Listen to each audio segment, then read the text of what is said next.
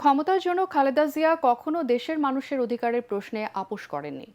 তার আত্মত্যাগের আদর্শকে ধরে রেখে বিএনপি দেশকে এগিয়ে নেবে বলে মন্তব্য করেছেন বিএনপির স্থায়ী কমিটির সদস্য আমির খসরু মাহমুদ চৌধুরী। জাতীয় প্রেসক্লাবে জিয়া পরিষদ আয়োজিত খালেদা জিয়ার স্মরণে শোকসভায় তিনি একথা বলেন।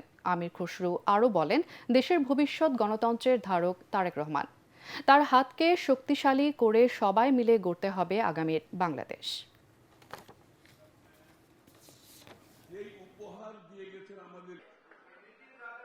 তারেক রহমানের যে রূপরেখা আগামী দিনে দিয়েছেন বাংলাদেশের জন্য, যখন এক দলীয় শাসন থেকে জিয়াউর রহমান সাহেব বহুদলীয় গণতন্ত্র করে আধুনিক বাংলাদেশ গড়েছিলেন, এখন আবার এক দলীয় শাসন থেকে বহুদলীয় গণতন্ত্র আবার বাংলাদেশকে আধুনিক নতুন বাংলাদেশ কথাটা আমি বলতে চাই না, যে বাংলাদেশকে যে জায়গায় যে তারেক রহমান সাহেব নিয়ে যাওয়ার জন্য যে প্রোগ্রাম করেছেন, সেটা আমাদেরকে সেই মানদণ্ড আমাদেরকে ডেমনস্ট্রেট করতে হবে।